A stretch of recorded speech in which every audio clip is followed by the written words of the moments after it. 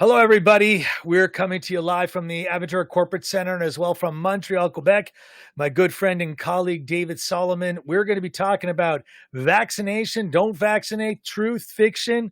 Who do you believe? Coming to you live in 30 seconds. Right.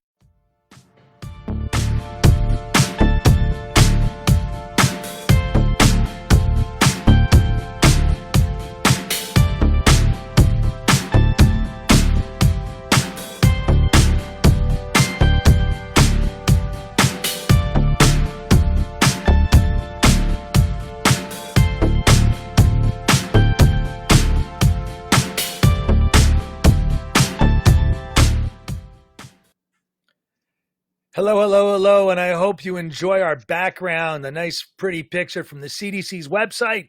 Give them credit for COVID-19, which is that wonderful, wonderful virus that we've all been dealing with for the last year plus. Me personally, I'm going to show you that from biased opinion, is that I've been fully vaccinated, as you could see from the card that I just decided to share with the world, that I'm vaccinated. I went with Pfizer. That was my option. And thank God I was able to get it with much ease here in South Florida, which we'll talk about, I guess, later on in the broadcast.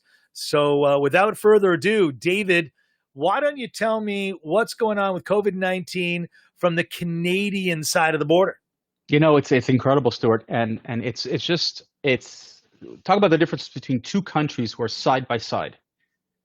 Percentage-wise, across this country, we were nowhere near compared to the United States in terms of the number of people who had the cases. However, per capita, my wonderful province was actually one of the worst. At one point, we were ranked 6th in the world for most cases per capita.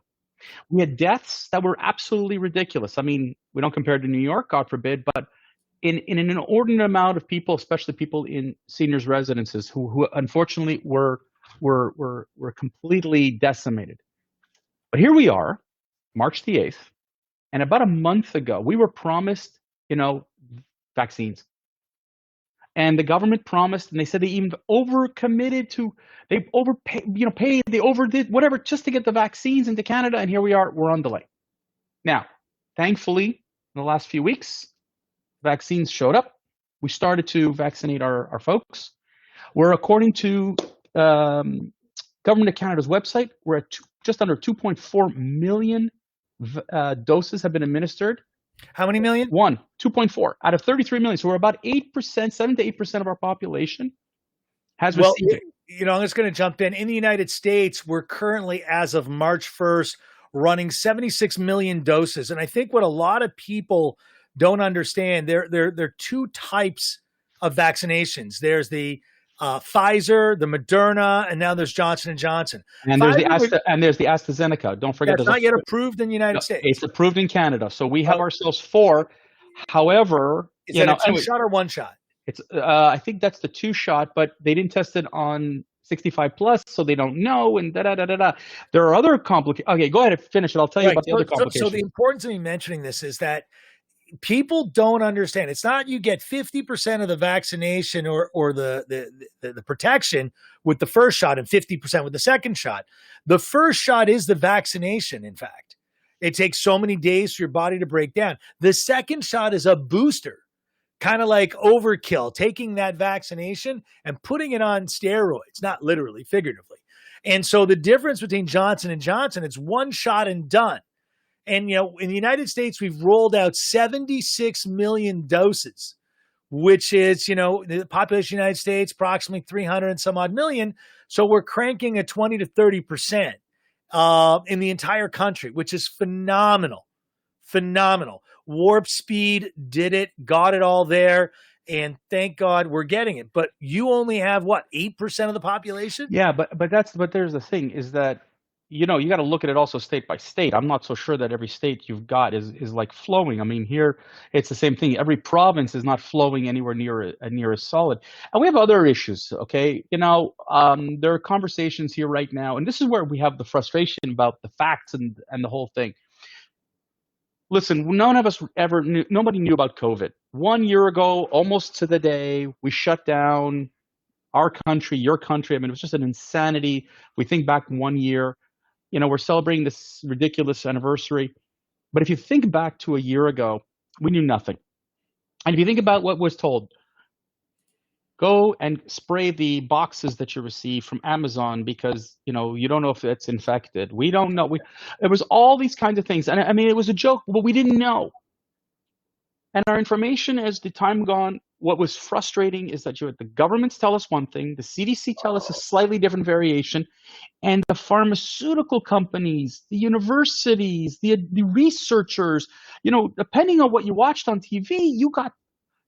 I'll tell you, I had major migraines over the last year of what information what is worthy. Now, we do understand people want us, they tell us get vaccinated. The vast majority of what I hear is right now is go get vaccinated. But the latest confusion is, you said about the booster. You're right. The first thing, if you look at Israel's been the test case for the entire world, by the way, in terms of vaccinating the population and then the booster and what have you. And they've shown extraordinary results from the first one. And then, of course, the second one being the booster. And their population they're like warp speed, like nothing in terms of vaccinating a population. But at one point, we were told you need 3 weeks between vaccines. And then it was 3 months, and now it's 4 months. Like, who the heck do we believe, Stuart? So hang on a second. So the medical companies say that you got to get the first shot, and that it's recommended to get the second shot with Pfizer 21 days and Moderna 28 days. But that's the recommended. That's how soon you can take the second one. They are saying it's a booster and you can take it weeks and weeks and weeks later. But just to give you an updated statistic, right? Worldwide, there are 305 million vaccinations, 90 million. So 1/3 of all vaccinations in the world have taken place in the United States, right? California's got 10 million, and my wonderful state of Florida is on this list somewhere. Yeah, but you got a population of 300 plus million people. We're 33. Other places are bigger, are mostly smaller. So, like to say that you've got the vast majority, kudos to you. Let's talk percentages. Don't talk to me about numbers. 90 million over 330 million people. That's a whopping lot of people, David. I agree with you. What I'm talking about here is, and that's fantastic, and that's great. But what I'm talking about is, you've got three in your case, 4 different options in terms of you had an option of what to choose. We don't get, by the way, the option. They don't give us the socialized medicine. Right. We also don't, we're also waiting for it to be rolled out next week, starting in pharmacies here in Quebec, but they haven't told us how that's going to work out. I applaud, and for the first time I'm saying this, I'm applauding the system here, the people who have rolled it out after the initial kinks. They've done a remarkable job of getting people in and out, 20 minutes, half an hour. Fabulous. People are being vaccinated. Great. So just so you know, the statistics are 2.3 million doses have been given out in Canada, which is 1.5 million people. So only 57 new doses given a day, or 57,000. And the people fully vaccinated are 565 million. Yeah, but so that's quite a bit less. No, not 565. Okay, but the thing is, the thing is that if you don't believe the numbers? No, you said 565 million. We don't have 565 million people. But 565,000, right. people have been vaccinated. Correct. And so that's my point, is that they told us from the beginning, and this is where I'm a little confused in terms of the information provided. The pharmaceutical companies, your Pfizer's, your AstraZeneca's, your not Johnson & Johnson, but they all said 3 weeks, you got to get the second dose. That's the booster. That gets you to the 94%. But the first dose gets you way up there too. Remember, the average healthy person's got a 99.96% chance of not getting it at all. And not dying from it, right? So but hold on. Yes, we agree that when they get the first dose, we heard this, that the hospitalizations are greatly diminished and the death rate is almost nil. Congratulations. Thank you to the pharmaceutical companies for doing this. What I'm saying here is that they're talking about, to go back to some sort of normalcy when we get there. I mean, let's be realistic. how long are we going to wait? How long should we be waiting? There's the whole debate of do you give 2 doses to one person, or do you give like as many doses as you can? Because the magic number is supposed to be 75%, if you recall, right? Like that, if you can, based on the nothing like the phone ringing, based on the what you hear is that to get the herd immunity, you got to get to about 75% of the population. So is it better to do one and get as many as you can, or to go to two?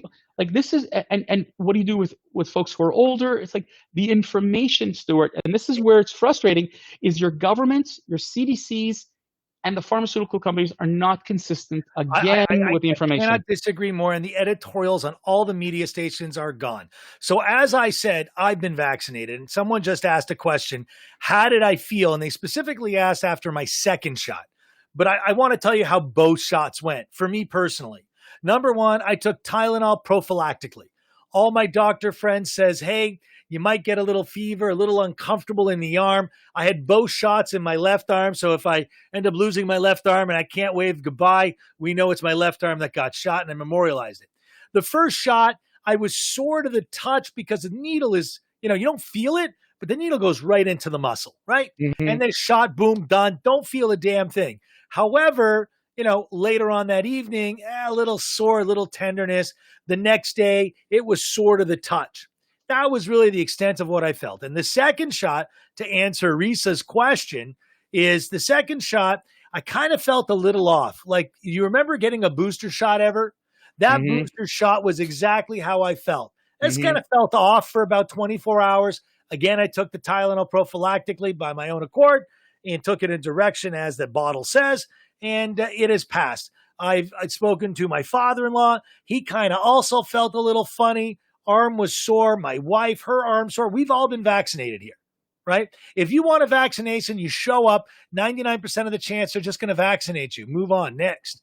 Like, they're trying to get vaccinations to people's arms. Now, I've heard, I want to add this. Well, why did you get vaccinated? Why are you part of a lab experiment? First of all, I think that's utter nonsense. You're allowed to have your opinion, but vaccinations are not new. It's a new vaccine. There's no data. Well, if you wait for necessarily all the data, how is it going to affect you? I mean, the millions of doses have been going into arms for months, right? And in my honest opinion is I got vaccinated. I recommend personally you think and search to get it, because the sooner we get vaccinated, the sooner we're back to reality. Isn't Israel 100% vaccination? No. They're not 100% yet. No, they're at 41%. I had it on the board, but vaccinations. But no, they're not. I don't know if they got to the kids yet, the younger kids yet. But no. They are blitzing. Listen, my family has been. They've got it. I know a lot of people who have got it. I know that before everybody ran. It's gone to the Jewish population, the Arab population. The Palestinians have their own system to deal with. By the way, the vaccinations, but the Israeli population, the ones with who are considered Israelis, it is an unbelievable. Whether you're Jew, Muslim, if you're Druze or Christian, it doesn't matter. They're all being. It's phenomenal the speed that they're doing it at, and it's everywhere. It's really gone, but it's been what's crazy and cool is it's been a coordinated effort at every tier. That's what's amazing. Well, I mean, there's no other way to do it. I mean, you need to deploy it. It involves everyone. And, every state, every country, every province is different. And I agree. The elderly need to get it. I think that there's been a lot of conversation about limiting the vaccine to people that are 30 years and up, unless you have real underlying conditions. And, the true immunity that young people get is truly miraculous, right? As you get older, your immunity, you don't have the same type of immunity. At least that's what I've been told by epidemiologists and doctors. I don't have a medical degree, and I don't think I'll have one in this lifetime. But, right. We've learned so much about COVID and epidemiology. Like in the United States, they go to Fauci, Dr. Fauci. He's an epidemiologist. He knows nothing about education. He knows nothing about life, economy. Yet, we're going to different people to try and get answers that they're not qualified to answer, which I think is another major problem with the news, David. We're 14 minutes, 50 seconds. We're almost done. Get the last word in, because I'll just keep talking. Listen, no, there's no doubt about it, my friend. And look, you know what? I want to just recommend to everybody, and this is my recommendation. And again, from talking to people who I know who are in this field, you know what? Keep pushing, keep going. Let's get our parents. Let's get let's get the most vulnerable. Let's bring it down to the people who need it the most. I'm happy to wait, but I'm looking forward to seeing everybody, getting that vaccine so we can all go back to some sort of normal life. So, folks, on that note, want to wish you, thank you, Stuart, for another awesome rant. Stuart is probably going to fly solo on Wednesday. Maybe we're going to have a guest with him. But look, folks, keep it up. Love your comments. Keep sharing. Go onto Facebook.com, therantnetwork.com, LinkedIn. Check us out. We're starting to go everywhere. Yep. And so YouTube tell your too. friends, tell everybody. We're looking forward to hearing your subject titles. We're getting some great feedback from folks. Please, please, please send it to us at therantnetwork.com, or you can go email us at rant@therantnetwork.com. Everybody, stay well, stay safe. Stuart, off to you. One final chat. Risa, your mom will be fine. If she was crying the first time, she may be a little sore, but that's about it. Take Tylenol. Ask your doctor to take Tylenol prophylactically. It's really, I had no issue. But we're not doctors, and we cannot prescribe. No medical advice. And please speak to your doctor at any case if you have any questions about anything medically. We are just two guys who are opinionated and have gone through their own experiences. Talk to you later. Thank you, Doc. Bye.